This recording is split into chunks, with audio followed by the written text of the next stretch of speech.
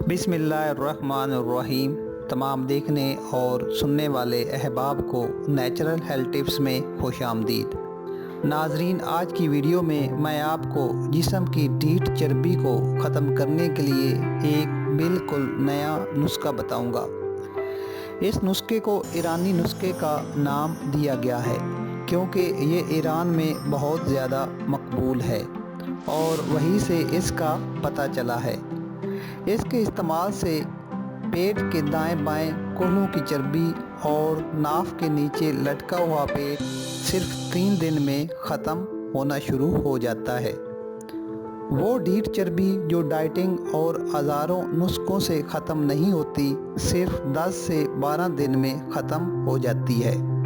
Time ज़ाया किए बगैर नुस्खे की तरफ चलते हैं, लेकिन उससे पहले प्लीज़ आप मेरे चैनल को ज़रूर सब्सक्राइब करें। इज्ज़ाए नुस्खा। अमलतास की फलियां 6 अदद एक ही साइज़ में ले लें। फलियों के बीज निकाल कर खाली कर लें। ख्याल करें कि इसका ऊपर का कवर ना फटे। बड़ी हड़ 50 ग्राम, हल्दी 50 ग्राम, छड़ीला 50 ग्राम, सुर्ख बैगन 50 ग्राम, कलवंजी 5 से 7 दाने, काला नमक 1 चुटकी, जैतून का तेल 1 कप। अब जैतून के तेल को फ्राई पैन में गरम करें।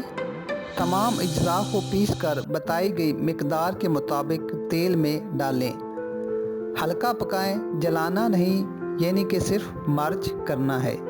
अब इस महलूल को चम्मच के ज़रिए अमलतास की फली के अंदर डालकर भर दें। जब महलूल फलियों में भर जाए तो फलियों को 7 दिन के लिए किसी महफूज जगह पर रख दें। कवर कर दें तो और बेहतर है। 7 दिन के बाद महलूल को निकाल कर छान लें। नीम गरम करने के बाद नाफ और नाफ के नीचे ढलकी हुई चर्बी और कोलों की चर्बी पर लगाकर ऊपर से कोई कपड़ा बांध दें। सुबह नीम गर्म पानी से धोने के बाद इसके साथ 1 गिलास नीम गर्म पानी पी लें। नाज़रीन, ये आजमाया हुआ नुस्खा है, इसका कोई साइड इफ़ेक्ट नहीं।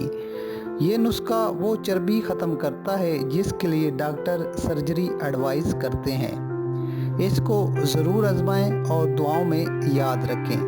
वीडियो अच्छी लगे तो लाइक ज़रूर करें और कमेंट्स के ज़रिए अपनी राय से आगाह करना ना भूलें।